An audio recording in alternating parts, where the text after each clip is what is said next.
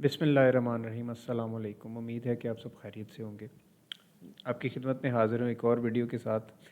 ये जो वीडियो है ये कंटिन्यूशन है मेरी प्रीवियस वीडियो की जो हमने इंडस वाटर ट्रीटी पे की थी और जिसमें हमने बात की थी distribution of river systems of Punjab और पाकिस्तान कि पानी जो है वो कैसे इंडिया और पाकिस्तान के अंदर डिस्ट्रीब्यूट हुआ।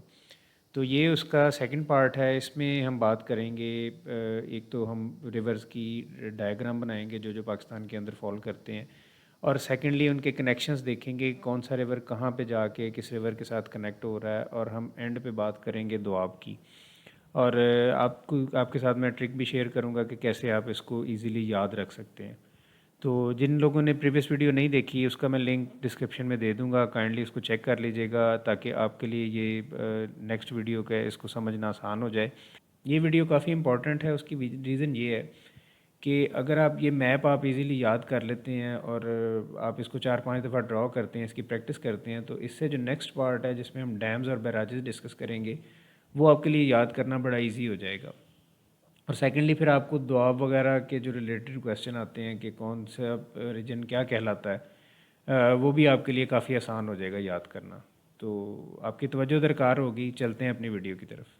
वीडियो शुरू करने से मैं आपसे एडवांस माजरत चाहूँगा, मेरे कोई ड्राइंग स्किल्स इतने ज़बरदस्त नहीं है, लेकिन फिर भी मैं कोशिश करूँगा कि इसको एज़ एक्यूरेटली एज़ पॉसिबल मैं आपकी खिदमत में पेश कर सकूँ। तो सबसे पहले तो ये हम एक ऐसे लाइन ड्रॉ करेंगे कोई 30 के एंगल पे, ठीक है। ये आप कंसिडर कर लें कि बाउंड्री है इंडिया और पाकिस्तान की। ऊपर वाली साइड पे इंडिया है, नीचे वाली साइड पे पाकिस्तान है। सेकंड नंबर पे हम यहाँ पे एक लाइन ड्रॉ करेंगे, दिस लाइन।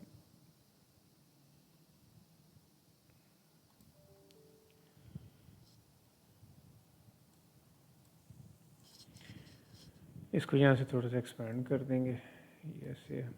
इसके नीचे से एक और लाइन ऐसे आएगी और ये जाके इसको यहाँ पे ज्वाइन कर देगी इस लाइन को। ये 2 पॉइंट हो गए। तीसरा पॉइंट यहाँ से शुरू होगा और यहाँ आके इसको ज्वाइन करेगा। चौथा पॉइंट यहाँ से थोड़ा सा नीचे बेंड होके फिर यहाँ पे आके ज्वाइन करेगा। पांचवा पॉइंट यहाँ से निकलेगा और यहाँ पे आके ज्वाइन करेगा। और छठा पॉइंट यहाँ से निकलेगा और ऑलमोस्ट यहाँ पे आके ज्वाइन करेगा। अब हम इसको लेबल कर लेते हैं।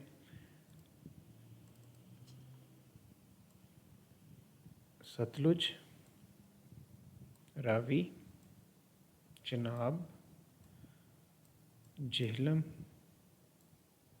नीलम, इंडस। ये रिवर्स हैं इंडस रिवर की ईस्टर्न साइड पे। अब हम वेस्टर्न साइड की बात करते हैं। तो यहाँ पे आपके पास आएगा काबुल रिवर, इससे थोड़ा सा नीचे आएगा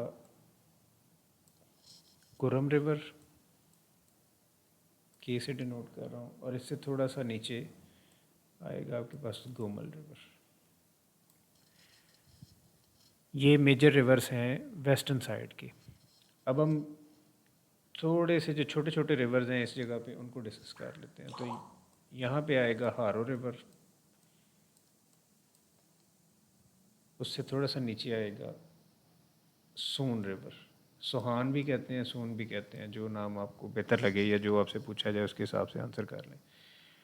और यहाँ पे आएगा कुनहार रिवर, नारायण खान का जो एरिया बनता है। ये जी टोटल डायग्राम है पाकिस्तान का जो मेजर रिवर सिस्टम है, ये उसकी डायग्राम है। इस डायग्राम को आप याद कर लें इजीली। जिन लोगों ने मेरी प्रीवियस वीडियो देखी है उनको ये मेजर रिवर्स के नाम और इनकी डिस्ट्रीब्यूशन तो इजीली याद हो गई होगी। तो जो लोग नए हैं काइंडली उनसे रिक्वेस्ट है कि उसको एक दफ़ा व्यू ज़रूर कर लीजिएगा। आपको पता लग जाएगा कि हम कैसे इनको इजीली याद रख सकते हैं, इसका ट्रिक क्या है।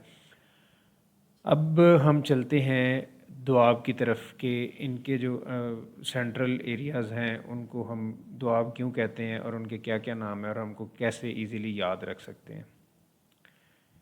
यहाँ पे ये इंडस रिवर अरेबियन सी में फॉल कर जाता है, ठीक है। तो ये आप समझ लें कि अरेबियन सी है, ठीक है।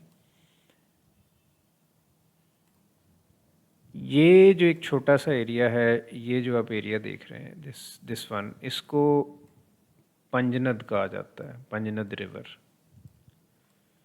उसकी वजह यह है कि ये जो 5 पंजाब के दरिया हैं, ये जब आपस में कंबाइन हो के एक सिंगल स्ट्रीम फॉर्म करते हैं तो ये इसको पंजनद कहा जाता है। फिर ये कंबाइन हो के इधर इंडस रिवर के साथ जाके मिल जाते हैं मिठन कोट के एरिया पे। तो इस वजह से इस पॉइंट को पंजनद रिवर भी कहा जाता है। अब हम दोआब्स के नाम लिख लेते हैं और इनको लेबल कर लेते हैं।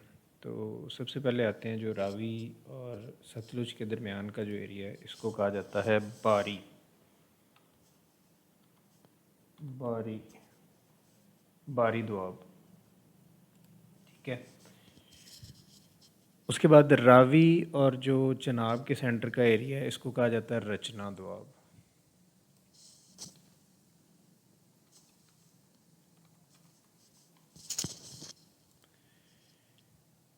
थर्ड पे आता है, इसको जच भी कहा जाता है और चज भी कहा जाता है, लेकिन मैं इसको CHEJ के नाम से डिनोट करूँगा। इसको चज दोआब कहा जाता है, चज। एंड एट द लास्ट ये है सिंध सागर।